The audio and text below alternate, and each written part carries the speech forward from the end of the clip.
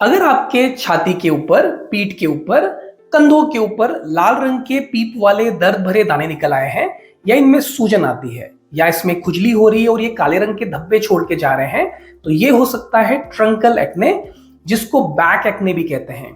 सरल भाषा में ये एक मुहासे हैं या एक्ने या पिंपल्स हैं। पर बहुत सिंपल क्वेश्चन जो बार बार हमसे पूछा जाता है कि पिंपल्स तो फेस पे होते हैं, वो बैक छाती पे कहां से निकल आए? तो पिंपल्स दो किस्म के हुए। एक हुआ फेशियल एक्ने, जो चेहरे पे देखने के लिए मिलता है, जिसको हम लोग एक्ने वुल्गैरिस भी कहते हैं। और दूसरा होता है ट्रंकल एक्ने, जो ट्रंक पे देखने के लिए मिलता है। ट्रंक छाती, पीठ, शोल्डर को बोलते हैं। तो ये बीमारी ज्यादातर ओवरलुक कर दी जाती है, ध्यान नहीं दिया जाता जब तक इसमें कोई लक्षण ना शुरू हो जाए। बहुत लोगों में तब पता चलता है जब दाने बढ़ जाते हैं, या इसमें काफी ज्यादा खुजली होती है, या सूजन आ जाती है, या ब्लड या पीप निकलना चालू हो जाता है। तो बहुत लोग इसको ध्यान तब देते हैं जब ऐसी कोई कंडीशन देखने के लिए मिलती है। पर इसमें एम्बैरेसमेंट भी देखने के लिए मिलती है लोगों को। अगर आप कोई स्लीवलेस कपड़ा पहन रहे हैं या आप ऐसी कोई क्लॉथिंग पहन रहे हैं जिसमें कि शोल्डर बैक रिवील हो रहा है, तो उसमें आप देखेंगे कि धब्बे बहुत ज्यादा विजिबल होते हैं, दाने बहुत ज्यादा विजिबल होते हैं। तो एक बच्चों में एक कंडीशन देखने के लिए मिलती है, क्योंकि ये टीन एज में चालू हो जाता है, कॉमनली टीनेजर्स में, लेकिन ये एडल्ट्स में भी मिल सकता है। तो इसके बारे में नॉलेज होना, ज्ञान होना बहुत जरूरी है। इसलिए हमने आज आपके लिए वीडियो बनाया है। नमस्कार, मेरा नाम है डॉक्टर सुनील कुमार राणा, और आज जो मेरा विषय है वो है बैक एक्ने या ट्रंकल एक्ने, या ऐसे पिंपल्स जो पीठ, छाती या कंधों पे देखने के लिए मिलते हैं। अगर हम बात करते हैं कि ये ट्रंकल एक्ने होते क्या हैं और इनका कारण क्या है, तो देखिए सिंपल, जैसे फेस के ऊपर पिंपल निकलता है वैसे ये ट्रंक पे पिंपल निकल रहा है। तो ये क्यूटेनियस डिसऑर्डर हुआ, यानी चमड़े की बीमारी हुई, जो कि पीलोसेबेसियस यूनिट के वजह से होती है। यानी कि आपका हेयर फॉलिकल, यानी कि बाल, हेयर शाफ्ट, या आपका जो पसीने की ग्रंथियां, सेबेसियस ग्लैंड्स की बीमारी देखने के लिए मिलती है। ये सब का सब एक्यूमुलेशन पीलोसेबेसियस यूनिट में देखने के लिए मिलेगा। फॉलिकुलर हाइपरकेराटोसिस भी सेम देखने के लिए मिलता है। बैक्टीरियल इन्फेक्शन इसमें देखने के लिए मिलता है, या जो ऑयल सिक्रीशन है, जो सीबम है, वो पसीने की ग्रंथियों को ऑकुलेट करके ये आपके चेहरे के ऊपर या बदन के ऊपर, पीठ के ऊपर दाने क्रिएट कर सकता है। जो इसमें बैक्टीरिया इसको कॉज करता है वो है क्यूटी बैक्टीरियम एक्ने। तो उसमें हुआ क्या, जो आपके शरीर के ऊपर स्किन की होती है, जो डेड स्किन होती है, जो वहां पर डर्ट होता है, जो वहां पर सीबम होता है, जो ये बैक्टीरिया होता है, ये पसीने की ग्रंथियों को ब्लॉक करके, ऑकुलेट करके, जो स्वेटिंग वगैरह जो हुई है वो इसको ऑकुलेट करके वहां पर बैक्टीरियल इन्फेक्शन क्रिएट हो गया, और वहां पर ये बाद में इन्फ्लेमेटरी या नॉन इन्फ्लेमेटरी, यानी कि सूजन वाले लाल रंग के पीप वाले दर्द वाले दाने, या नॉर्मल ब्लैक हेड और व्हाइट हेड, सफेद और काले रंग के दाने आपके छाती, पीठ, शोल्डर पे देखने के लिए मिलने शुरू हो जाते हैं। तो ये बेसिकली जिन लोगों में ज्यादा पसीना आता है, गर्मी उमस में ज्यादा रहते हैं, ऑयली स्किन टाइप होती है, या फ्रिक्शनल कपड़े पहनते हैं, उनमें ज्यादा देखने के लिए मिलता है। और क्या रीजन हो सकते हैं, तो जैसे फैमिली हिस्ट्री किसी की पॉजिटिव है, अगर आपके पेरेंट्स को भी बैक एक्ने का इशू रहा है तो ये आपको हो सकते हैं। या आप फ्रिक्शनल कपड़े ज्यादा पहनते हैं, मतलब ऐसे कोई क्लॉथिंग्स पहन रहे हैं, नाइलॉन, पॉलिस्टर, जो चमड़े के साथ बहुत ज्यादा चिपका हुआ है, आप रनिंग, जॉगिंग, एक्सरसाइज बहुत करते हैं, जिमिंग बहुत ज्यादा करते हैं, तो बहुत ज्यादा पसीना आपके शरीर में आता है, तो ये भी आपको कॉज हो सकता है। तीसरा रीजन इसमें ये हो सकता है किसी प्रकार की मेडिकेशन, जैसे कि स्टीरॉइड्स का यूज, जब कोई ओरल या टॉपिकल स्टीरॉइड लगाता है तो भी देखने के लिए मिलता है। बहुत लोगों में हार्मोनल इश्यूज होते हैं, जो कि कहीं ना कहीं प्रेगनेंसी के दौरान भी देखने के लिए मिलता है, या टीनेजर्स में देखने के लिए मिलता है, फीमेल मेल दोनों में देखने के लिए मिलता है, तो ये कंडीशन उस समय भी देखने के लिए मिल जाएगी। साथ ही साथ में जो लोग ऑयली प्रोडक्ट ज्यादा यूज करते हैं, जैसे कि बॉडी वॉश यूज कर रहे हैं जो कि ऑयल वाला है, साबुन यूज कर रहे हैं, उनमें देखने के लिए मिल सकता है। या एंजाइटी है, स्ट्रेस फैक्टर्स भी इसको ट्रिगर कर सकता है। बहुत लोगों में जिनमें स्वेटिंग बहुत ज्यादा होती है, हाइपरहाइड्रोसिस की समस्या होती है, उनमें भी कंडीशन देखने के लिए मिल जाएगी। साथ ही साथ में जो लोग बहुत ज्यादा ऐसे गंदगी में रहते हैं, साफ सुथरे नहीं रहते, रेगुलर नहाते नहीं हैं, या बाल रेगुलर वॉश नहीं करते हैं, जिनका पिलो कवर गंदा हो रखा है, बेडशीट गंदी है, ये भी, यानी कि अनहाइजीनिक कंडीशंस भी इस पिंपल्स को कॉज कर सकता है। अगर हम इसके साइट के बारे में बात करें, कहाँ मिलता है, जैसे हमने कई बार बोला है, ये आपको बेसिकली ट्रंक पे मिलता है। तो आपके छाती के ऊपर, यानी अपर chest, lower back, upper back, shoulders, upper arm, या कभी कभी थोड़ा बटक्स के ऊपर भी देखने के लिए मिलता है। बहुत लोगों में ये नेक के ऊपर भी देखने के लिए मिल जाता है। तो ये इसके साइट हो गए।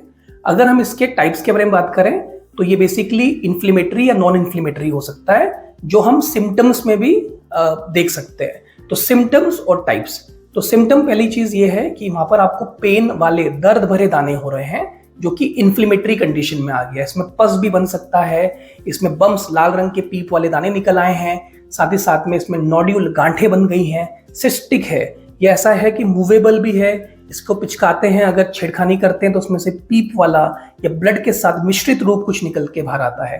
तो इन्फ्लेमेटरी हो सकता है या ये नॉन इन्फ्लेमेटरी हो सकता है, जैसे कि ब्लैक हेड्स या व्हाइट हेड्स, जिसमें टिप के ऊपर या तो सफेद रंग देखने के लिए मिलता है या काला रंग देखने के लिए मिलता है। तो ये इन्फ्लेमेटरी नॉन इन्फ्लेमेटरी टाइप के हो सकते हैं और ये इसके लक्षण भी ऐसे ही होंगे। खुजली भी इसमें देखने के लिए मिलती है। तो ये थे इसके लक्षण। अगर हम बात करते हैं इसके डिफरेंशियल डायग्नोसिस की, बिकॉज बहुत सारी बीमारियों में ऐसा लगता है कि ये पिंपल्स हो रखे हैं, तो क्या हो सकता है? हो सकता है मलेरिया रूबरा हो, यानी गमोरी नुमा दानों में भी ऐसा लग सकता है कि ये पिंपल्स हो गए हैं। बहुत लोगों में एक किस्म का फफूंद फंगस निकल आता है, फंगल एक्ने, पर ये सब एक्चुअल एक्ने नहीं है, दिखते एक्ने जैसे हैं, पीप वाले दर्द वाले दाने हो सकते हैं, खुजली हो सकती है, पर ये एक्चुअल पिंपल्स कोई भी नहीं है। तो या तो ये हो सकता है फंगल एक्ने, जिसमें फंगल इन्फेक्शन होता है, साथ ही साथ में ये हो सकता है मलेरिया रूबरा, जिसको हम घमोरी बोल रहे हैं, या ये हो सकता है फॉलिकुलाइटिस, या एक किस्म का बाल तोड़, जो बालों की जो पसीने की ग्रंथियां जब हेयर फॉलिकल्स है उसकी डिजीज होती है फॉलिकुलाइटिस, या ये हो सकता है एक्ने फॉर्म इरप्शन।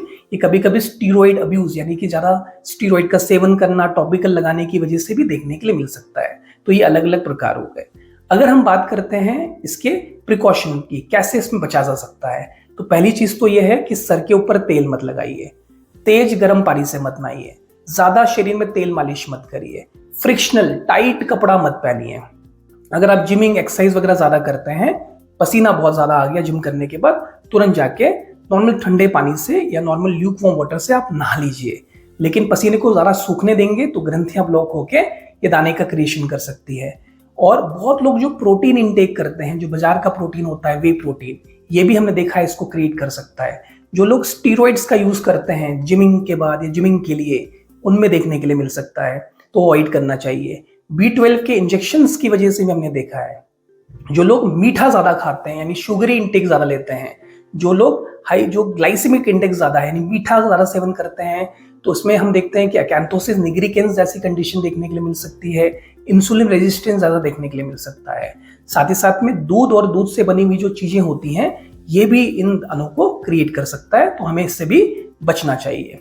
अगर हम बात करते हैं ट्रीटमेंट की, तो उसमें जो बेसिक ट्रीटमेंट है, जैसे हमने बताया, एक तो दाने को फोड़ पिचका के मत निकालिए, स्क्वीज मत करिए, उसको छेड़खानी मत करिए, वरना वो निशान छोड़ देगा, और एक बार ये पिगमेंटेशन छोड़ेगा, गड्ढे बन गए या वहां पर गांठें बन गई तो डिफिकल्ट होता है ट्रीट करना। दूसरा इसमें जो ध्यान देने वाली बात है कि फ्रिक्शनल कपड़े मत पहनिए, टाइट कपड़ा मत पहनिए, कॉटन का कपड़ा पहन के रखिए। थर्ड जो चीज होती है, अगर आप जिसमें बॉडी वॉश यूज कर रहे हैं या जो शैम्पूज वगैरह यूज कर रहे हैं, ज्यादा ऑयल वाला मत यूज करना, या नॉन कॉमेडोजेनिक वाला भी यूज कर सकते हैं, ऑयल फ्री वाला यूज कर सकते हैं। इसमें बेसिकली टॉपिकल क्रीम्स दी जाती हैं, बॉडी वॉश के फॉर्म में बेंजोइल पेरोक्साइड दिया जाता है, टॉपिकल लगाने की ट्यूबें होती हैं जैसे एजलिक एसिड, सैलिसिलिक एसिड इसमें दिया जाता है। हाइपर पिगमेंटेशन में भी इसमें कुछ कोजिक एसिड, ग्लाइकोलिक एसिड जैसी चीजें, सैलिसिलिक एसिड जैसी चीजें का प्रयोग किया जा सकता है। ये पिगमेंटेशन हल्का करने का काम करता है। अगर इनसे नहीं ठीक होता है तब हम इसमें कुछ ओरल मेडिकेशन डाल देते हैं, जैसे कि इसमें एंटीबायोटिक्स का प्रयोग कर सकते हैं, ओरल रेटिनॉइड्स का प्रयोग कर सकते हैं, इसमें ओरल कॉन्ट्रासेप्टिव पिल्स भी प्रयोग कर सकते हैं अगर कोई हार्मोनल इश्यूज है, एल्डेक्टोन का भी इसमें प्रयोग किया जा सकता है।